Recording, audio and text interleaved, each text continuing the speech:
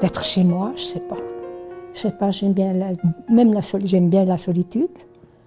J'aime bien. J'espère continuer comme ça, d'être restée chez moi. Pas envie d'être avec d'autres mondes et tout ça. Je vais rester chez moi. Je ne suis pas anxieuse de vivre seule le soir. Ça ne me fait rien. Pendant qu'on peut rester à la maison, c'est que du bonheur, vraiment.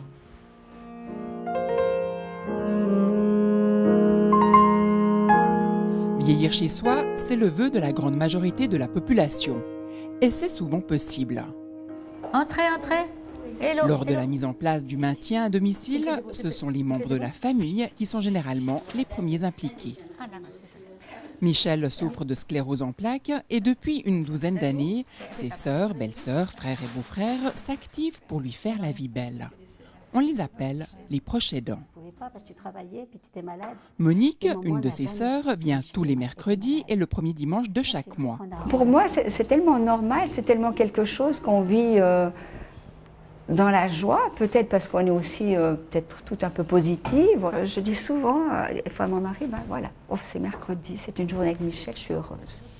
Le jeudi, c'est le tour de Ludivine qui jongle entre mari, enfants et petits-enfants. Si j'arrive pas pour faire le dîner, parce qu'on est trop stress, eh bien à côté, il y a un petit tea room et puis on va se manger une salade. On ne complique pas. Mais voilà, dernièrement, l'état de santé de Michel s'est péjoré et une aide du centre médico-social est désormais nécessaire pour les gestes du quotidien. Je viens m'aider à me mettre au lit et me lever le matin. M'aider à prendre la douche aussi, parce qu'elles ont peur que je tombe aussi. Autrement, je vais aller à l'hôpital, ça, j'ai pas envie de ça. J'aimerais rester ici. La décision de faire appel au CMS a été prise en famille, non sans une pointe de culpabilité. On se disait, mais non, écoute, on peut se débrouiller. On est une équipe, on est 4 sœurs, on a 2 frères, on peut se débrouiller, nous. Et puis notre frère, il nous a dit, non, vous faites ce que vous pouvez faire, protégez-vous, vous avez de la famille, vous avez des enfants, des petits-enfants. Non, et c'est lui qui nous a presque forcé un peu. S'il fallait faire le ménage ou faire plus, je ne le pourrais pas. Non, là, ça me pèserait, ça me fatiguerait. Tout le monde est bien, il y a du bonheur là autour, on partage des bons moments. Je partage que du bonheur, puisque le CMS fait tout le travail, quoi.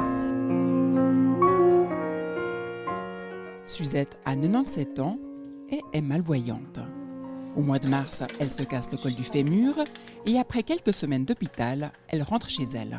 Le matin, je me lève gentiment, je déjeune, fais mon déjeuner, je déjeune, j'attends l'infirmière. Chaque matin, le personnel du CMS donne un coup de main pour la douche, prodigue des soins, vérifie que tout aille bien. C'est agréable de se faire dorloter comme ça? Oh, c'est bien, c'est formidable. Après, je vous lis. Tout est scrupuleusement inscrit dans un petit carnet, outil indispensable pour le suivi de la prise en charge. Elles sont tellement gentilles que je ne m'aperçois pas qu'il y a chaque jour une autre personne qui arrive. Elles sont toutes plus gentilles les unes que les autres. Alors c'est un plaisir de rencontrer beaucoup de jeunes dames.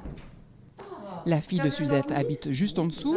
Petite visite matinale en voisine.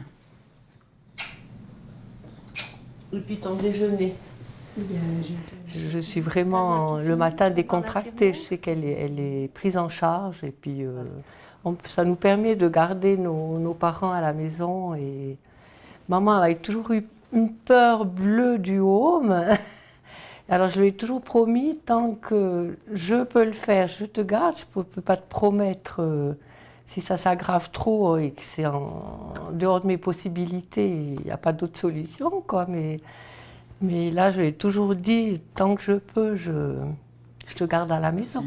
Bon, vous vous souvenez, on avait dit d'utiliser la barre qu'on a mis dedans. Donc, celle-ci d'abord. Attendez, allez pas trop vite. Prendre celle-là, et puis avec la main gauche, de prendre l'autre barre. Essayez voir de prendre l'autre barre. Voilà. Améliorer le quotidien à domicile tient parfois aux détails. Michel Luyet est ergothérapeute et aménage ces petits riens qui changent la vie.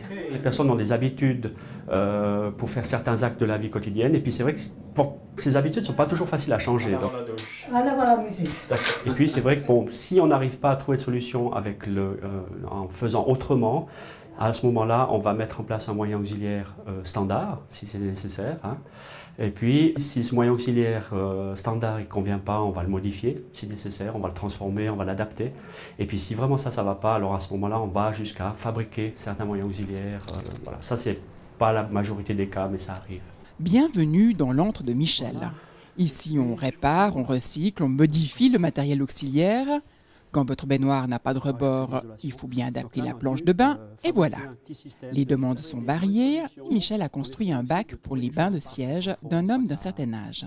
Je dirais le critère, c'est quand même, est-ce que c'est significatif pour la personne? C'est ça qui va définir. Est-ce que c'est vraiment important pour elle? Et puis c'est ça qui va faire qu'on va le faire ou bien pas le faire.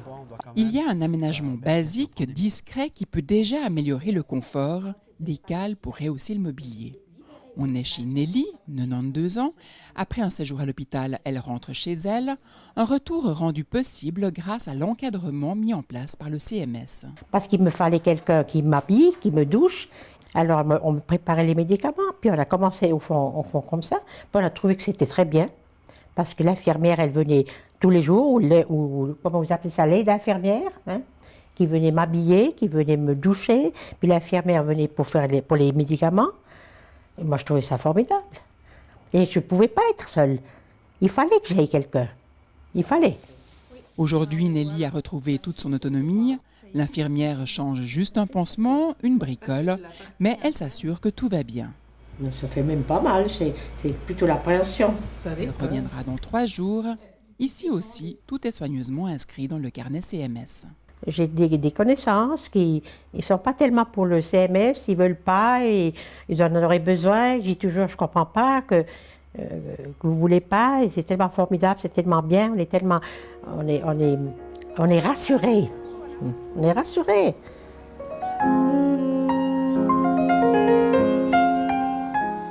Autre aide dispensée par le CMS, toujours en vue du maintien à domicile, le ménage. Lucie s'est cassé le bras et même si elle a retrouvé presque toute son autonomie, il y a des gestes qu'elle laisse à Sonia, une aide familiale. C'est la salle de bain, les toilettes, c'est important, disons, de tenir propre. Sonia, elle va faire ça tout le temps.